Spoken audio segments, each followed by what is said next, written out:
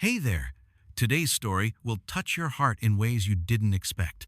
Stay with us in just a few minutes. You'll see that sometimes the wild holds the most beautiful surprises. Let's jump right in. There are memories that, even when dusted by the years, remain intact in the deepest corners of the mind like a flickering flame in the forest night that never goes out. The boy was only 7 at the time, his eyes still as clear as morning mist, his tender heart untouched by loneliness or fear.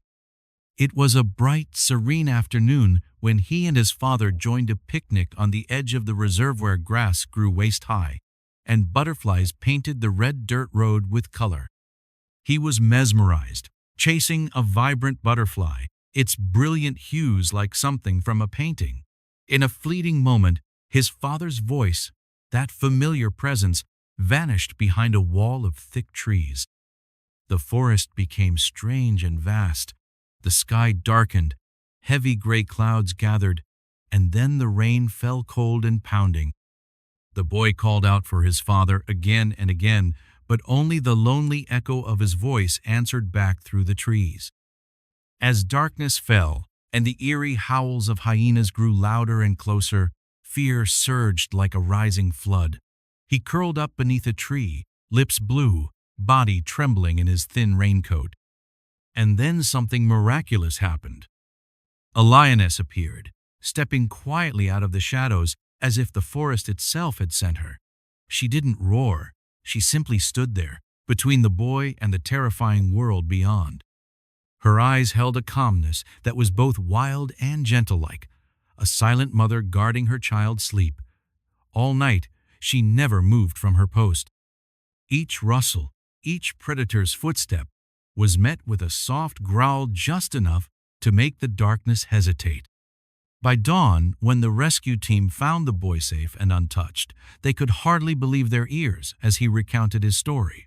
The lioness had vanished into the woods as though she never existed. But he knew he would never forget those eyes, the eyes of a silent guardian who had shielded his life through one final, terrifying night. Under the forest canopy still damp with dew, where the first rays of sunlight pierced through dense leaves, a solitary figure walked to the rhythm of the earth's quiet breath. It was Keon the young ranger, now 27, carrying not just a backpack, binoculars, or a patrol journal, but a memory that never faded. The memory of the night when a 7-year-old boy got lost in the woods and a lioness stayed beside him until morning. No one knew exactly why Keon was so deeply tied to the forest. They only knew he never left the reserve, never refused an overnight shift, and would sit for hours by the forest's edge, just listening to the wind. To him, this forest wasn't just a workplace, it was the place that had returned his life to him. His colleagues called him the one who listens to the forest because Keon would stop mid-path just to notice the way a leaf fell differently. He said the forest had its own language, and if you were patient enough, loving enough, you could hear its whisper. As the years went by, even though no one could confirm whether that lioness was still alive or had become part of the wind that rustled the trees, Keon still believed some things don't need to be seen to be real. They just need to be felt with the heart. And so he carried on, doing his work like a man keeping a promise no one else had heard, but one carved deep into his life through gratitude and survival. And every morning, without fail, before stepping into the forest, he paused for a moment, eyes gazing into the distance to that very place where, years ago, a lioness had silently stood between a little boy and death. Under the fading hues of twilight draping over the old treetops, Keon walked slowly through the restricted zone, a dense part of the forest rarely visited due to its rugged terrain and lack of communication signals. But to him, that place held no fear. It was simply a piece of memory that never let go, tender scar on his heart, a reminder of that fateful night so long ago. As he crossed a dry creek bed, amidst the rustle of wind and brittle leaves, a sudden sound echoed from deep within the woods. It wasn't the call of a monkey, it wasn't a branch snapping. It was a roar. not the violent roar of a lion mid-hunt. On the contrary, it was deep, low, and long-like, a voice rising from the very earth, a roar so familiar it sent chills down his spine. Kian froze. Everything seemed to stop in that moment. The birds fell silent. The wind ceased. He stood motionless on the narrow trail, heart pounding in his chest like it might break through his shirt. It couldn't be. It couldn't possibly be her, but it couldn't be anyone else either. He closed his eyes, letting the sound sink into the cracks of memory, like a call from the past, like the final breath lingering from that rainy night. The roar echoed again, this time farther away, but with the same resonance, thick, low, and quiet, like a whispered reminder. Then silence. In his heart, that roar never faded. It brought everything rushing back, the tiny hands clenched against his knees, the lioness's body shielding him, her soft growls answering the hyena's cries, and those eyes. The eyes he had carried with him through 20 years of growing up. Kian opened his eyes. The roar was gone, but the golden light of dusk descended slowly, bathing the forest in the same orange hue as that morning he was saved from death. He didn't need to chase the sound, because he knew the lioness hadn't called him to be found, but to remind him, "I'm still here, and I still remember." Since that twilight, something in Kian's heart had stirred. The sounds of the forest, the old trails he had walked for years, suddenly pulsed with a different rhythm, quiet, but urging. He began returning to that restricted zone every early morning, while dew still clung to the leaves, or late in the day, when the forest's shadows stretched long, as if opening their arms to something sacred. He brought no cameras, filed no reports to headquarters. It was just him alone with open eyes and a quiet heart. And then the traces began to appear. Large footprints faintly etched into the moist earth, not distinct, but enough for someone who had lived his life in the wild to recognize. These weren't antelope nor hyena. They were heavy, steady, deep footprints of a grown lion. He followed them to a flat clearing in the forest where no grass grew, the soil packed tight by the weight of a large body that had once lain there, a few golden strands of fur caught on the nearby brush. He reached out and picked one up, soft and long, colored like pale sunlight, like a memory. Then his eyes landed on a large rock ahead.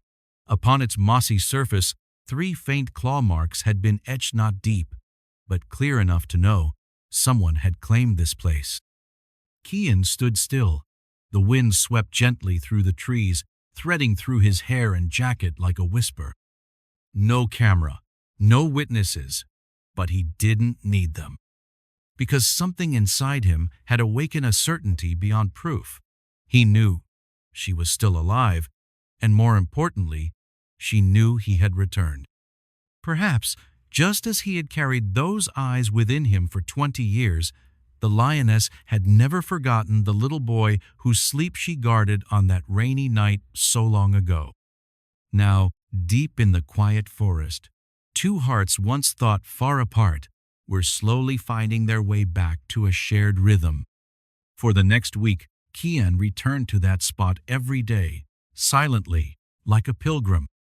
He brought no gun only, a small water bottle, a notebook, and a cloth pouch with a few strips of dried meat, not to lure, but as a gesture. I mean no harm. He sat beside the marked rock, leaning against an old tree, and waited. Sometimes he sat in silence for hours. Sometimes he read a few pages from an old book. But mostly he simply sat, breathing slow, eyes gazing into the forest bathed in shifting dusk. At times he saw a shape flicker in the distance.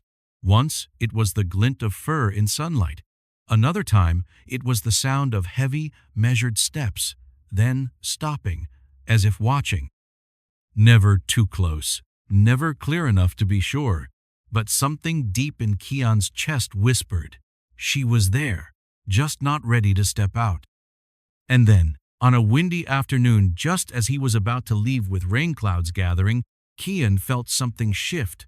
Not a sound, not a movement, but a presence. He turned his head.